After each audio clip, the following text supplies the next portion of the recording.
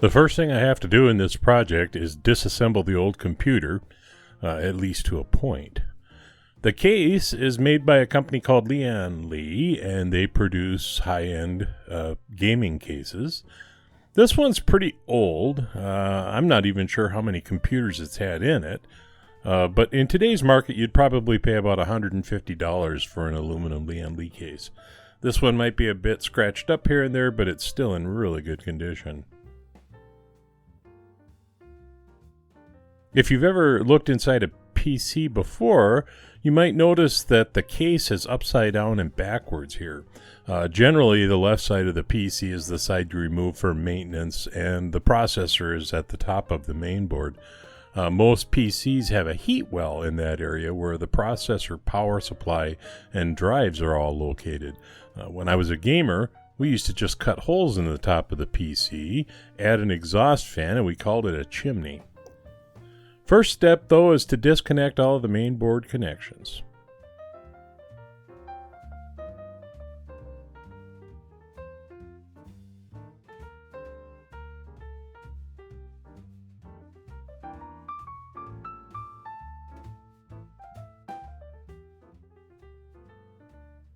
So once I got the main board out, you can clearly see that it's an Intel board, DH77KC to be exact.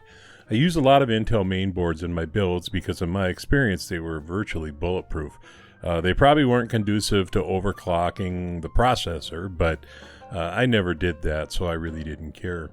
The processor is an Intel i5 2400.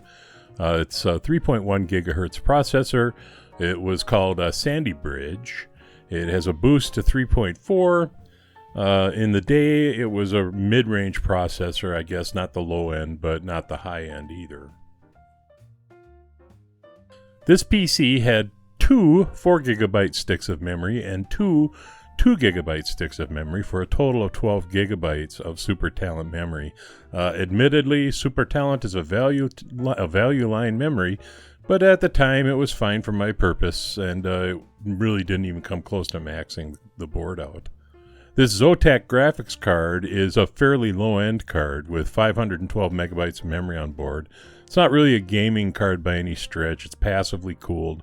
I put it in here to replace a GeForce 1050 Ti that I currently have in my Dell piece of junk.